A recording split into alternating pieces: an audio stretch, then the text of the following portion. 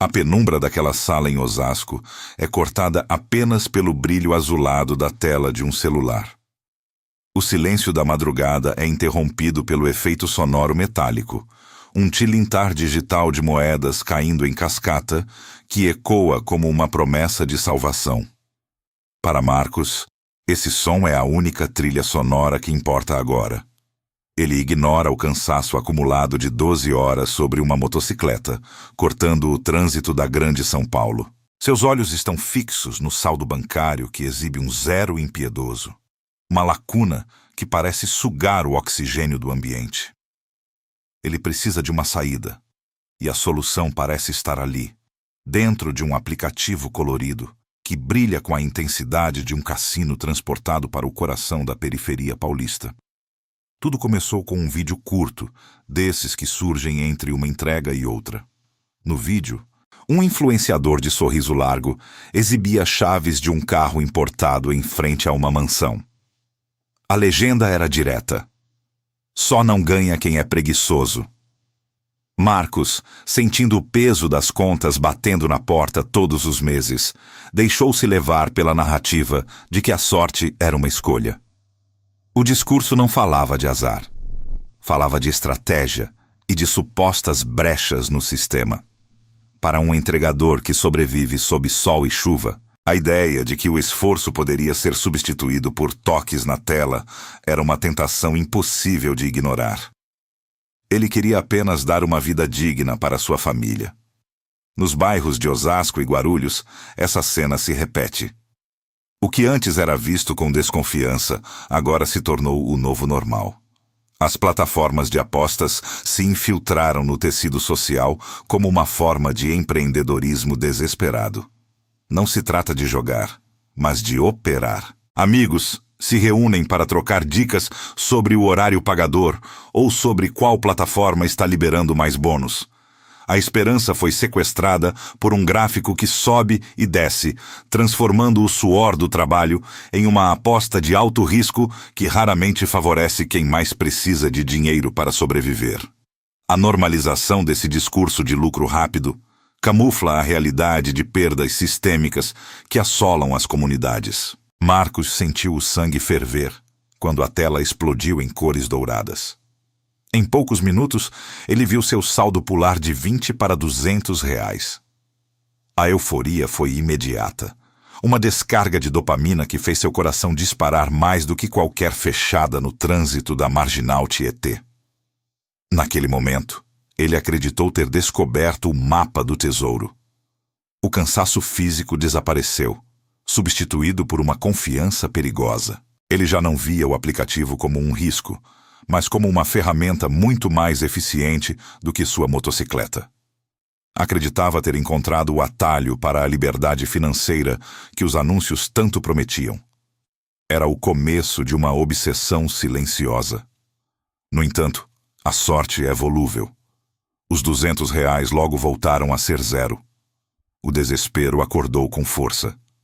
Em cima da mesa, o boleto da prestação da moto era um lembrete constante. Era o dinheiro do sustento, a garantia do trabalho. Mas a voz do influenciador ecoava, garantindo que a virada estava próxima. Antes de continuarmos, inscreva-se no canal e nos conte nos comentários de onde você está assistindo.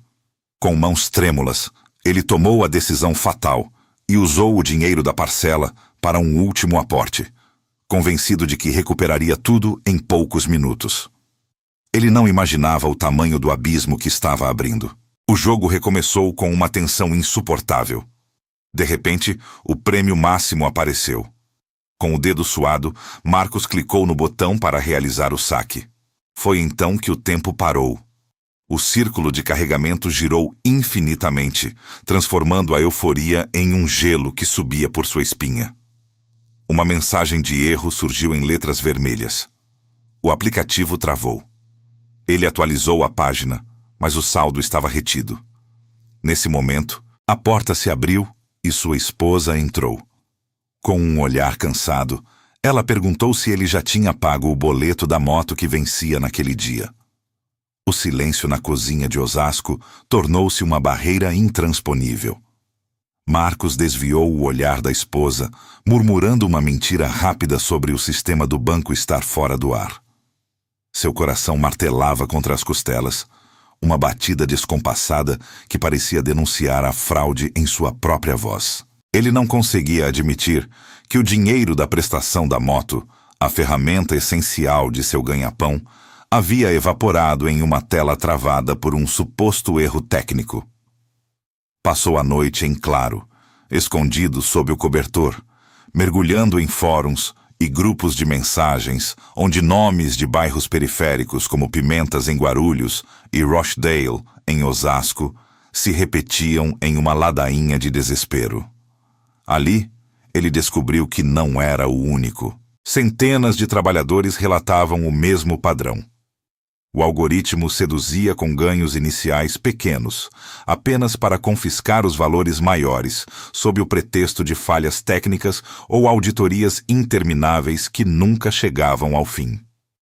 A transformação de Marcos foi sutil no início, mas logo se tornou uma sombra que obscurecia toda a sua personalidade.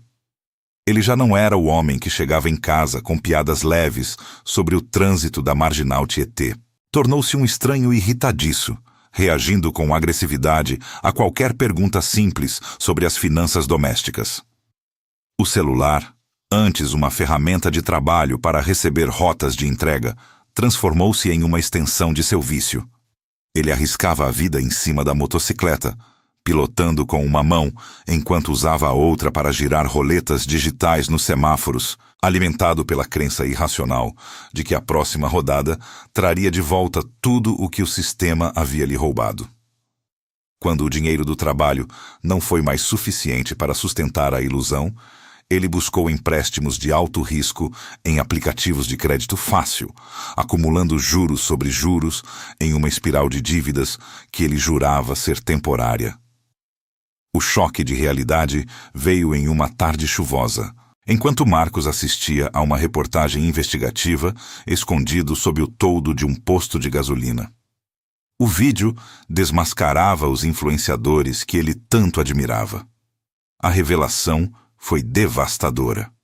As contas que exibiam lucros de milhões em vídeos editados eram, na verdade, contas de demonstração fornecidas pelas próprias plataformas de aposta.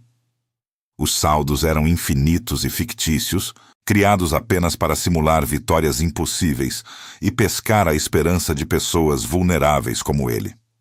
O luxo, os carros e a facilidade eram uma encenação cruel, um teatro financiado pelas perdas reais dos apostadores.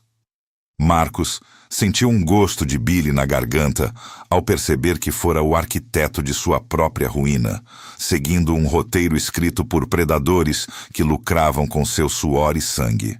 O abismo se aprofundou quando ele tentou buscar orientação jurídica em um mutirão na região central de São Paulo. A explicação do advogado foi como um balde de água gelada.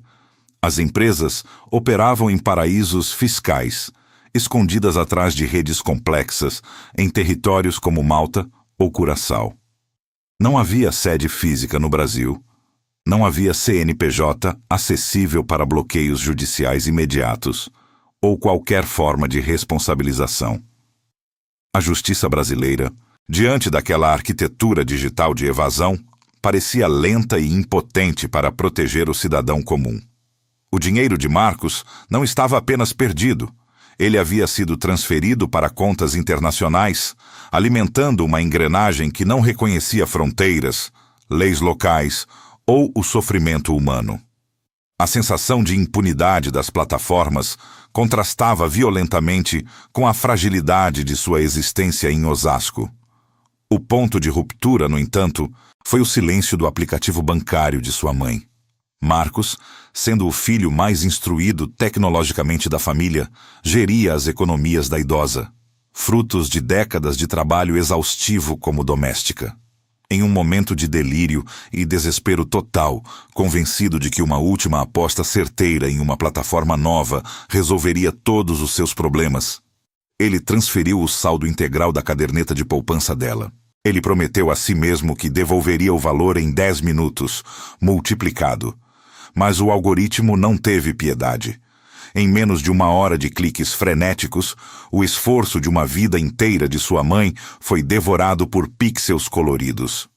Ele olhava para o extrato zerado, sentindo-se um criminoso dentro de sua própria casa, um traidor do sangue que mais o amava e confiava em seu caráter. A tensão atingiu o ápice quando um som seco ecoou no portão de ferro da residência. 3 batidas autoritárias que silenciaram até os latidos dos cães da vizinhança. Marcos abriu uma fresta da cortina e sentiu o chão sumir sob seus pés ao ver um homem de terno segurando uma pasta de couro e documentos oficiais carimbados. Sua esposa, desconfiada pelo sumiço do dinheiro do aluguel e pelas ligações incessantes de cobrança, caminhou até a porta com o coração na mão. O oficial de justiça não trazia boas notícias. Tratava-se de uma notificação de busca e apreensão da motocicleta de trabalho, o único meio de subsistência de Marcos. A teia de mentiras e empréstimos impagáveis finalmente havia se tornado pública e oficial, desmoronando a estrutura de sua vida diante dos olhos incrédulos de sua família. A cena da moto sendo levada pelo guincho, sob o olhar curioso dos vizinhos em Osasco, foi o golpe final na dignidade de Marcos.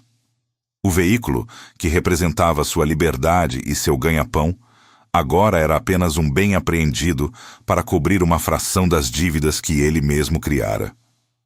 O silêncio que se seguiu dentro de casa era mais pesado do que qualquer discussão acalorada. À mesa do jantar, o prato de comida parecia amargo e insuficiente. Não havia mais mentiras que pudessem sustentar o castelo de cartas. Sua esposa, com os olhos vermelhos de quem chorara em silêncio no quarto, não gritava. Ela apenas olhava para o vazio, tentando entender como o planejamento de uma década fora drenado por uma tela de celular em poucos meses. A mãe de Marcos, ao descobrir que a poupança destinada ao seu sustento na velhice fora consumida em rodadas de um jogo digital, manteve um semblante de dor contida. O seu olhar de profunda decepção foi o que mais feriu o filho, uma cicatriz emocional que nenhum prêmio futuro poderia apagar. Era a quebra absoluta de um pacto sagrado de confiança familiar que levou anos para ser construído e segundos para ser destruído. O que acontecia naquela residência era o espelho de uma crise de saúde pública que se alastrava silenciosamente pela grande São Paulo. De Osasco a Guarulhos, a promessa de enriquecimento rápido estava sequestrando a sanidade de milhares de trabalhadores. Nos trens lotados da CPTM e nos pontos de ônibus, o brilho das telas não refletia mais mensagens de afeto ou lazer, mas roletas girando freneticamente sob a luz artificial do entardecer. Famílias inteiras, sufocadas pelo custo de vida crescente, trocavam o valor da cesta básica pela esperança ilusória de um multiplicador de ganhos em um aplicativo colorido. O discurso de estratégia e análise de mercado servia apenas como uma capa técnica para esconder o azar sistemático e o vício da dopamina. Os algoritmos, desenhados para seduzir, viciar e reter, transformavam o desespero da periferia em lucro líquido para empresas sediadas em paraísos fiscais, totalmente fora do alcance da lei brasileira ou de qualquer regulamentação ética. A publicidade agressiva criava uma bolha onde a única saída para a pobreza parecia ser o próprio jogo que causava a ruína. Marcos atingiu o fundo do poço e ali encontrou a clareza que o vício lhe roubara durante meses de obsessão. Em um momento de desespero absoluto, trancado no banheiro enquanto ouvia o soluço baixo de sua esposa na sala, ele encarou o próprio reflexo no espelho manchado. Não via mais o investidor esperto que os influenciadores prometiam, mas um homem quebrado e desonesto. Com as mãos trêmulas, ele pegou o celular pela última vez com aquela intenção. As notificações de bônus especial e oportunidade única ainda piscavam na tela como tentáculos de um predador digital que nunca dorme.